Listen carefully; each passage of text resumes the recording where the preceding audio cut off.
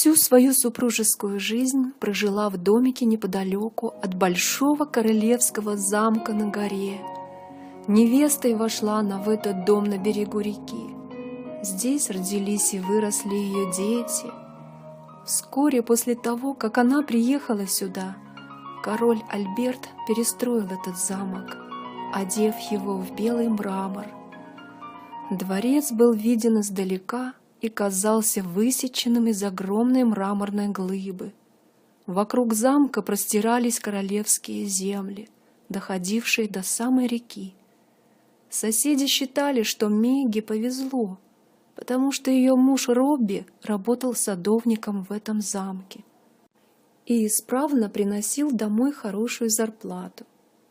«Она хорошая хозяйка, хотя и королева», — часто повторял Робби, когда по вечерам все они собирались вместе.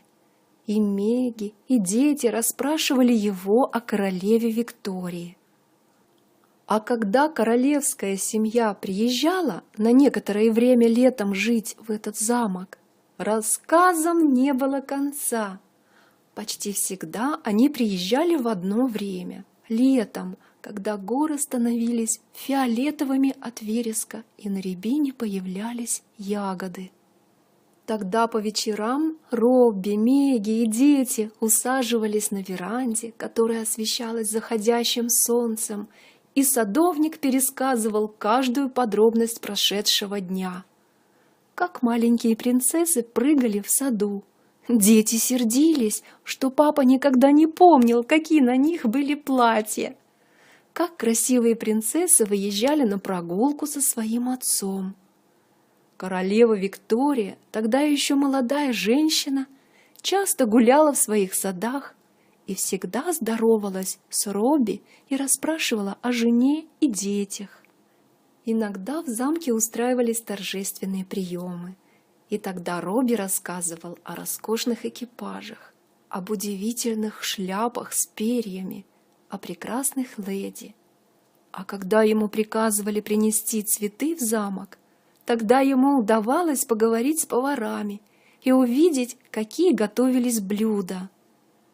Маленький толстушка Энди любил поесть, и все смеялись над ним, когда он сидел на коленях отца, вдыхал воображаемый запах блюд и облизывался, ожидая очередных подарков от поваров.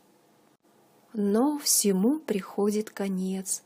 Кончились и те счастливые дни. Король Альберт умер, и королева постарела за одну ночь. Не стало больше веселых званых гостей, балов и вечеров. Робби по-прежнему работал в садах, так же усердно, как и раньше. Но однажды зимой он сильно простудился, получил воспаление легких и умер перед самым Рождеством. Его похоронили под глубоким снегом. Ее Величество сожалело о своем садовнике и послала его семье сочувственное письмо. Она также обеспечила вдову пенсией. Это все было большим утешением для Мегги.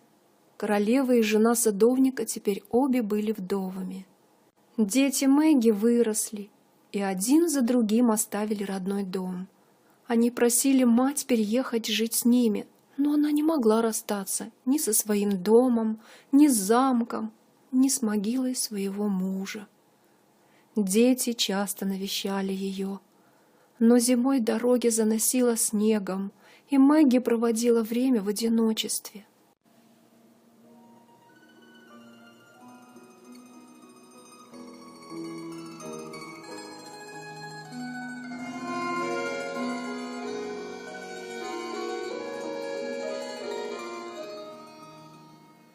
Наступила холодная зима. Никто из старожилов в тех местах не помнил такой холодной и снежной зимы. Несколько дней деревня находилась в снежном плену. Запасы пищи и топлива подходили к концу. Цены резко поднялись. Хотя Мегги и получала хорошую пенсию, но при таких ценах деньги быстро кончались.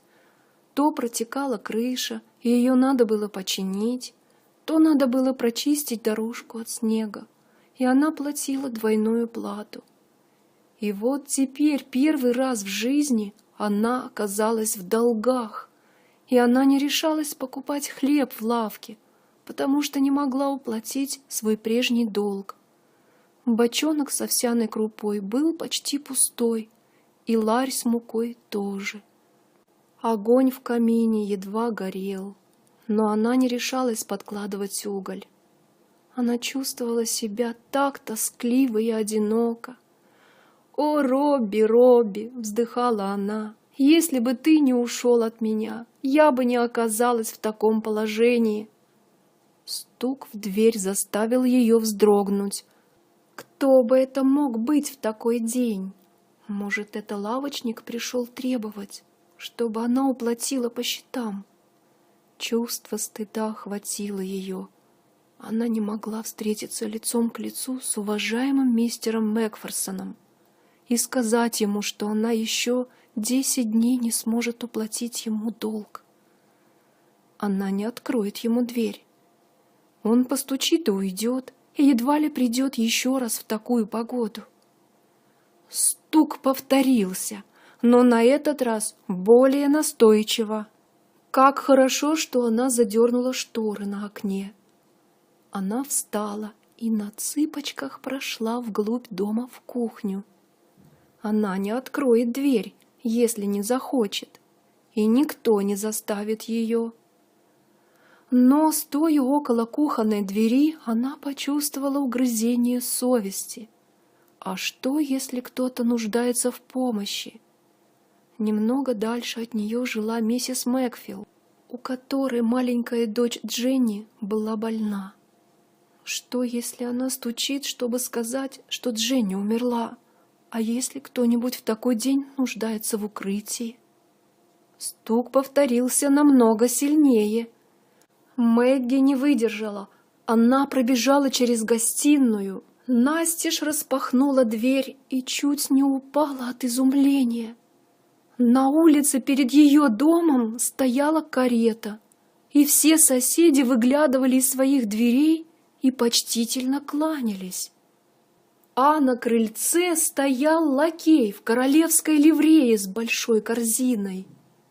Из окна кареты улыбалась ей сама королева и кивала головой. Мэгги и королева обменялись несколькими словами утешения и одобрения за верную службу Робби, и лошади умчали карету. Но большая корзина осталась в доме, и в ней было все, в чем Мэгги нуждалась. Этого хватит надолго. По морщинистым щекам старой женщины потекли слезы. Что заставило ее заплакать? Ни теплая шаль, ни пакет с чаем, ни солидный денежный дар вызвали слезы у Мэгги, но что-то другое. Она сама приехала, снова и снова шептала Мэгги. Ее Величество сама приехала, а я и не знала.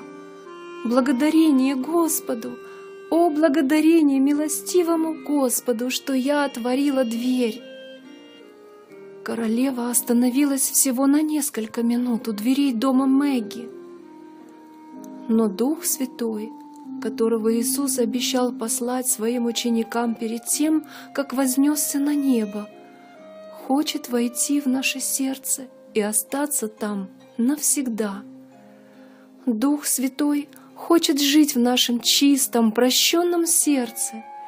Через Него мы рождаемся свыше. С Его помощью мы можем возрастать в христианской жизни.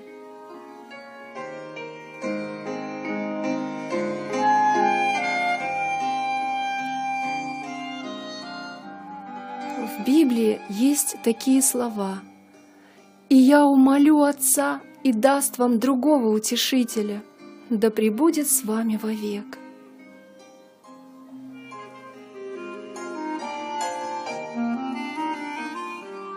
И еще написано: «Се стою у двери и стучу. Если кто услышит голос мой и отворит дверь, войду к нему».